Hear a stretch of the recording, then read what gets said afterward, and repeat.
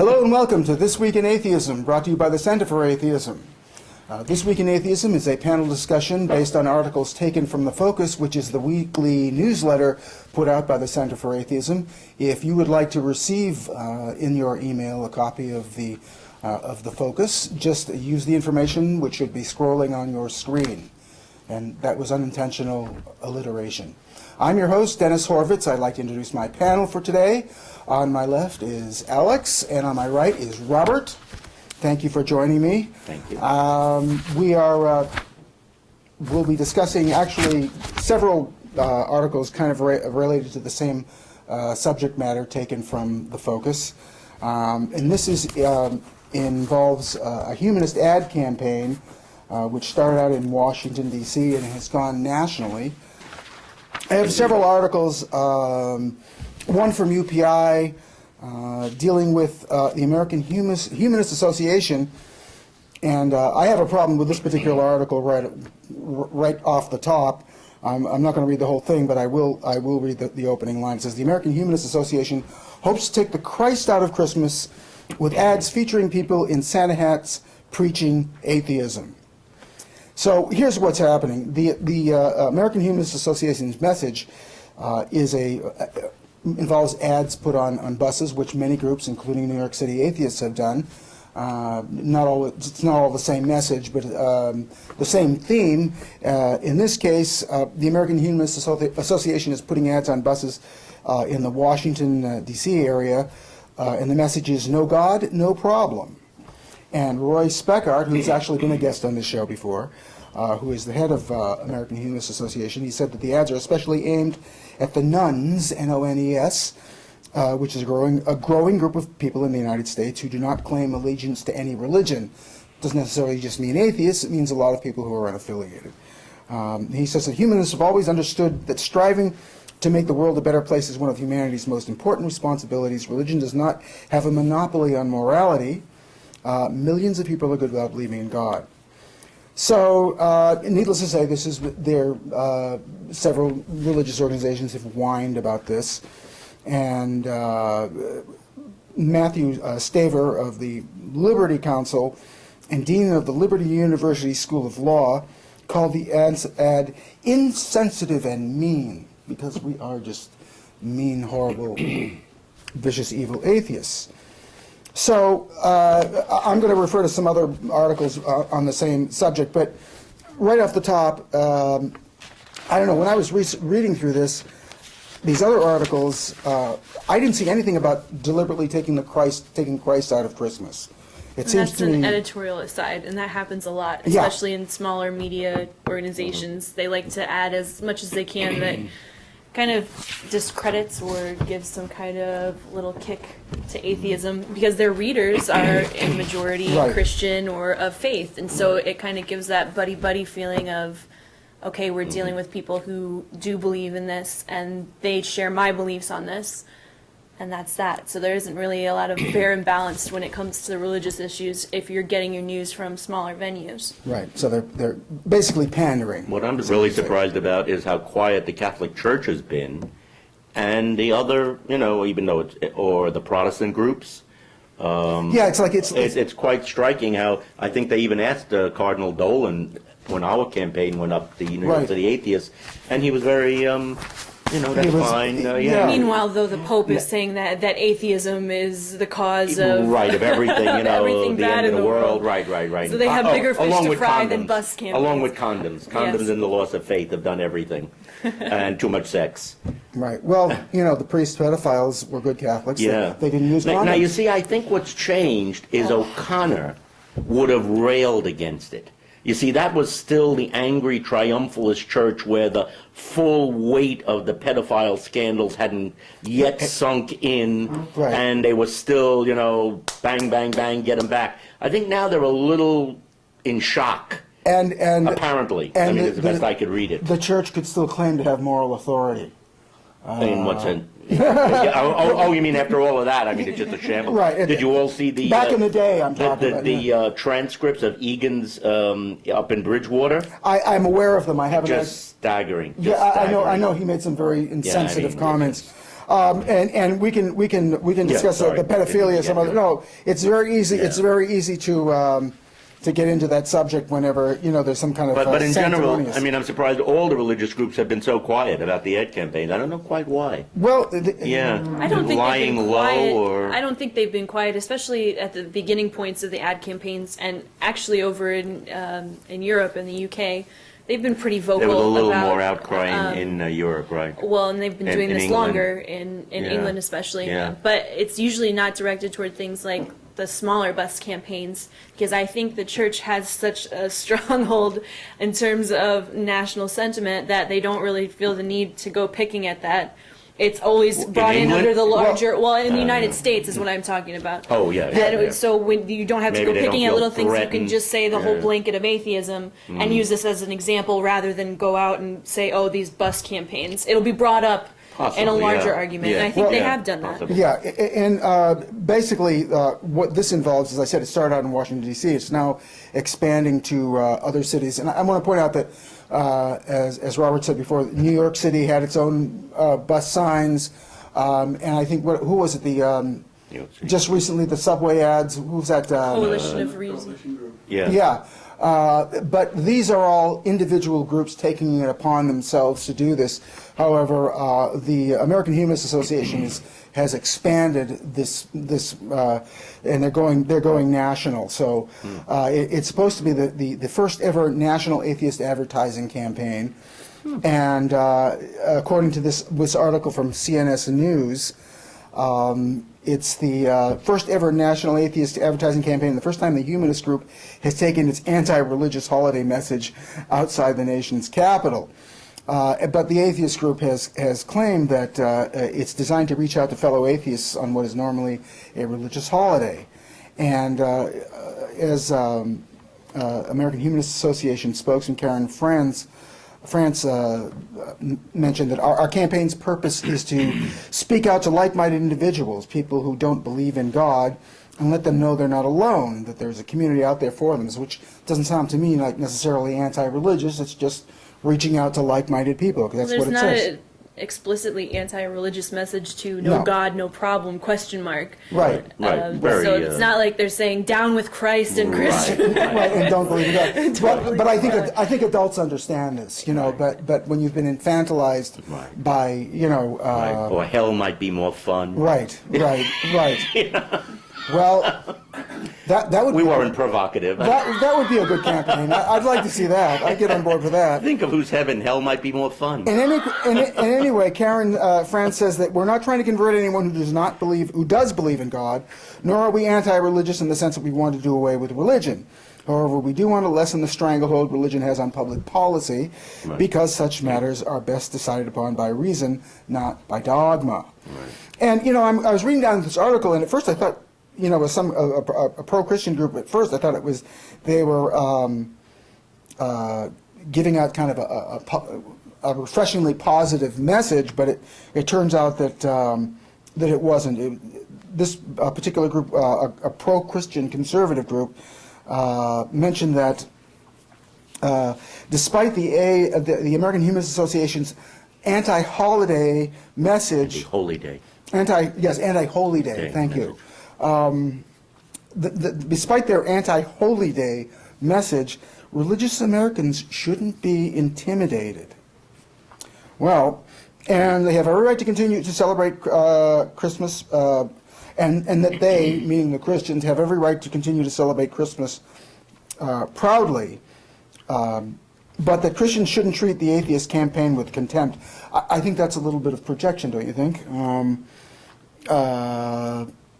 I'm glad that that's there. I think that's a nice message. It sounds like it would be nice, except that just by the phrasing that religious Americans shouldn't be intimidated and have every right to continue to celebrate Christmas proudly. It deliberately plants the message that we as atheists are trying to deprive them of the right. It's that whining, victimization, infantile crap that these people But at always least they throw. put the tiny kernel of hope of some kind of understanding there rather Well, than, uh-oh. no. People of juicier. faith should view the humanist displays at this special, even holy time of year with compassion. Karen Hamrick, president of the Campaign for Working Families and spokesman for Gary Bauer's American Values. See, and to me this reinforces the idea that atheists and humanists are broken and need to be fixed. That, you know, that we need their compassion, you know. Right. And they refer to it as the strident displays of antagonism to faith. Again, Christy Hamrick pointed out that the eternal truths of Christianity do not require validation by atheists, and Christians especially should feel empowered to celebrate the Christmas holiday openly and proudly. You know, like, yeah, you're really being leaned on by the atheists. Like, you know, I mean, it's such. I think Aristotle used the word bullshit. That's a very good translation of the word he uses in Greek. Yeah.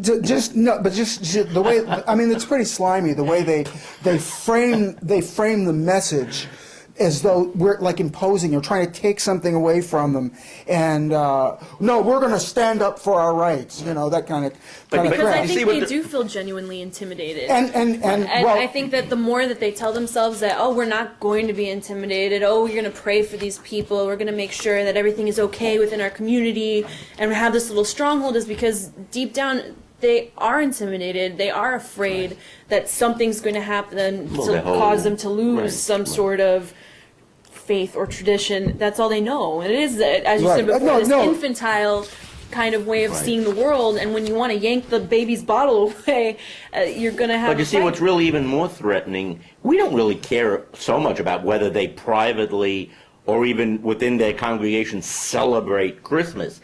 The point is the impact it's having on public policy and public space, that they are taking this out into our lives. Right, and they're using it to justify war, for attacks on women, reproductive rights, gay rights. I mean, down the line, anti-poverty. They don't want work. They don't want poor program. They don't want anything. So it's not just that they're sitting there saying mass and praying to themselves. It's what they're doing to the lives of us and the community. But this is a way to kind of sugarcoat it down the throats of the believers that do. So they're saying, oh, my rights are being trampled upon. There's something wrong with them that they're imposing on me, rather than look at anything from a higher perspective outside of themselves. Right, it's the victimization game. That's basically it. And I'll just read the last line of this, the last sentence of this particular article. It says, again, this woman, I guess it's Christy Hamrick of the Campaign for Working Families, said,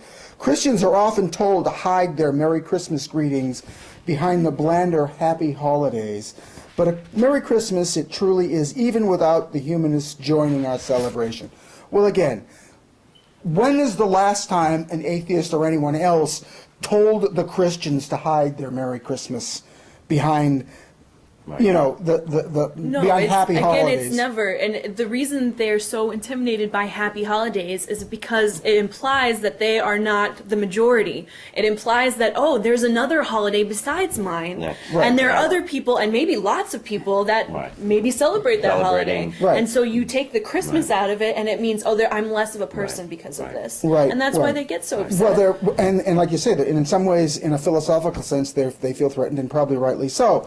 But basically, when stores started using the term Happy Holidays, it was like grown-ups. Jewish community, grown-ups do this. You know, it's to be inclusive, which I thought was the message of Christianity. You know, compassion. What they say that they should give to the atheists, as being taken to other people, and they can't handle it. I mean, it is truly infantile when they play the they play the victim game as is done by. What's the guy's name? Bill Donahue of the Catholic League. Oh, right. He apparently, according to this article in the New York Times, also regarding the atheist bus campaign in Washington D.C., it says the head of the Catholic League linked secular humanists to figures like Hitler and the serial killer Jeffrey Dahmer. Hitler. Jeffrey Dahmer, Yeah. drilling holes into people's heads, pouring things in. Right. Now there's just the, like Matthew. atheism. I mentioned earlier, Guamata. Matthew. He was pretty bad, was he? He was one of theirs. Yeah. You wouldn't want him for like. I wouldn't want him as my uncle. No. No, or an activities director on a cruise ship. You know. A little bit of a killjoy. Yeah. Maybe to arrange the chairs on the Titanic or Chairs, something. Yeah. Start the barbecue at night with some flesh. Okay. You really got to come out of your shell. I know. You know, just learn to express Bring yourself. down some of the bodies and we'll roast them tonight on the ship. Okay. All right, that was a tangent. Now, that's all right. We love tangents. We couldn't survive without them. Someone I mentioned earlier, Matthew D. Stavers, founder and chairman of the Liberty Council, a religious, conservative religious law firm, of course, said that the message is insensitive and mean. Our message? Yeah, the message, the atheist ad campaign, Oh, okay. No God, no problem. It's insensitive. Okay. But he also said that his organization had no legal action or other action planned in response to the advertisements. And I'm thinking he probably doesn't want a legal action because they don't need another embarrassing I court was just defeat. going to say that. I think they may be very leery of more court cases, Yeah. which, even though the Supreme Court is, pretty conservative, Right. it's always a danger that it may go wrong and then they lose power or a ruling against them. I don't know. In another show, we're going to be covering the evolution issue. But if you recall, in 2005, the Kitzmiller versus Dover campaign of the school board. The evolution In Pennsylvania. Right. And the judge came down with that ferocious ruling. But right? the Discovery Institute, that bastion of clear thinking. Right. The torch of science. They didn't want to get involved. They didn't want to get involved. Really? No, they because they knew it was they knew it was a no-winner. Well, they had their only witness, Beale or something, the guy who wrote the Darwin's Black Box. Oh, Behe. Behe or Behe. I never really know how to pronounce it. Yeah, I didn't either. Behe. Yeah, he was basically. He's it. He was pummeled on the stand. He was buried. trashed. He was buried. Like, like Clarence Darrow and. There's the guy he pummeled. this article in the New York Times mentions that after signs went up last year in Washington, religious groups took out their own ads, of course. One featuring the famous Sistine Chapel image of God's finger reaching out to Adam, along with the words, "Why believe? Because I created you and I love you, for goodness sake. Signed, God." Mm-hmm. And Pennsylvania Friends in Christ placed an ad reading, "Believe in God, Christ is Christmas, for goodness sake." Just as an aside, those ads that are addressed God are all over the Midwest. And Yeah. that's for years, since I was a little girl, you can just drive down a stretch of highway and there will be billboards addressed from God to you, presumably, as you're Signed driving God. down, signed God. All sorts of random things. And then there's some billboards that just say God or Jesus. Huge letters, neon background. And this has been years and years and years. So, I mean, us atheists putting up a few signs on buses is not anything compared to what they do. We don't realize how lucky we are in the big cities here in the north, Yes, etc. yes. But when I was in Chapel Hill in graduate school, I mean, it is ubiquitous, the preaching. Yeah. I mean, constant, nonstop. Now, people were answering back, other, grad students, they were answering, like about shellfish and stuff when he was railing against sin. And they said, well, are you for stoning women who have committed adultery? There wouldn't be many left on campus,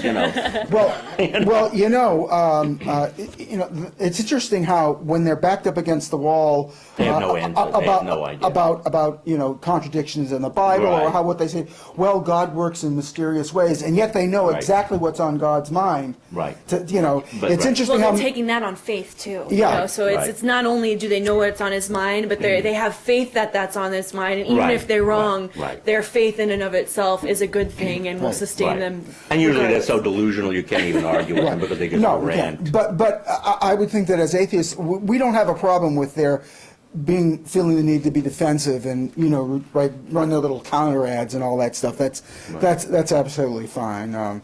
and this article mentions one or two other signage deals.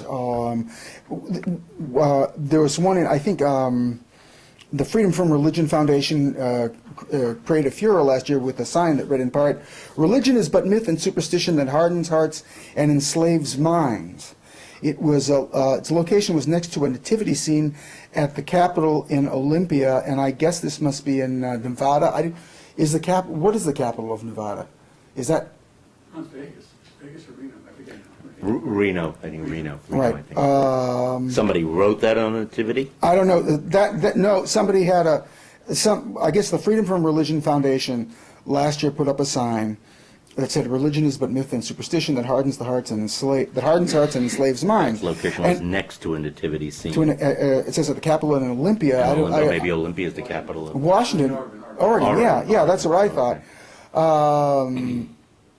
Well, the Freedom from Religion Foundation's actually, I believe, from Wisconsin, right? From Madison, so they do actions all around the country. Right. So it could very well be that. Well, the reason I call attention to this is because I've left a note for myself. I'm just wondering if I'm assuming that the signs were on public property. I don't know. Well, it could have been a church, the nativity. I mean, I don't know. I mean, if it, Who knows? the thing is, if it had, The legality. if the nativity scene had been in a church, then they wouldn't have had a problem with it. I have just one or two other. I don't know what I did. People don't even realize that the nativity scene was invented by Francis of Assisi. It didn't exist before that. It was created by St. Francis 2 years or so before he died. He made the first creche in Assisi. And that's like he died around 1126. Well, so we're for still over fighting 1,000 years, we didn't have the creche. Yeah, we're still fighting about 50 years ago they added one nation under God and the Pledge of Allegiance, and the people in this country think that the founding fathers brought that down from the mountain on a And the scroll, pledge itself is like from 1890 or something, right? And it was never official. It was private. Yeah. And it was written by a minister who didn't put under God into it. Yeah, right. And I think was he even a minister? He was a minister. Was he a minister? And he was a socialist too, I think. I think he was. I looked it up once. So I did too. Right. Well, and Jesus was kind of there's a great song that's a long-haired radical socialist Jew about Jesus. And what Jesus really is. It's some folk singer. I just remember hearing this back in the day. Okay. Long-haired radical socialist Jew. That's what I was at least two of those at one time. I know. How many are you now? Are you like the Trinity? 3 in 1? The incarnation of the Trinity right next to us? Yeah, that would. Yeah, that's the first thing. People meet me for the first time. You haven't been called that before, right? Yeah, that's the first thing that people think of when I. They see of you as the Trinity. The Trinity. Here comes the Trinity. Absolutely. That was another thing that was fought over for centuries before they even nailed down the Trinity. I mean, for 400 or 500 years, they were fighting, nailed it down, so to speak. So to speak, I didn't even mean that as a pun. They nailed him down. I know you didn't. That's why I They nailed him down, and then it took 400 years to nail him down again. Wow. To nail down the principles. The principles, so to speak. Okay, I have another article dealing with this, but it's in such small print that I can't read it. So, and that must be, God did that on purpose. He made that small type. That must be it. But your computer is a virus from God. So are you good without God? ? And they've all, if you notice, they all frame these as questions. None of these are direct statements. Are you good without God? ? Millions are, and that's it. There's no there is no God. There's no. That's right. Don't go against. It's all group. questions. Right. Yeah. Here's why I think I probably printed this out is because a lot of times the comments in these articles are gems, and here's one from. By the way, I'll just mention that the article itself is from The Baltimore Sun. Baltimore Sun, right? Baltimore, Maryland, as opposed to Baltimore, Ohio. I don't know if there's a Baltimore, Ohio. One comment. The true sign that you are an evolved human being is when you have achieved high ethical standards without having some make-believe deity standing behind you with the eternal retribution hammer hanging over your head. This ability may in and of itself become the demarcation point at which humanity enters a new phase of development that may usher in a whole new species, relegating most of those now in existence as being classified as proto-human. We're running out of time. I just want to check and see if well, there's a couple of the usual things that are just kind of statements that are whining about how Christians are being bombarded with non-religious messages and stuff like that. But we kind of, when you've been at this for a while, you kind of expect the whining and the victimization thing. Most atheists tend to be portrayed by a lot of religious people and fundamentalists as being arrogant and condescending, and that's really not true except in our case. And rightfully so. In any case, we have come to the end of another edition of This Week in Atheism. I want to thank somebody out there is probably saying that. I want to thank Alex and Robert for joining me. Thank you for listening, for watching, and please join us again next week. I have been your host, Dennis Horvitz. Bye-bye.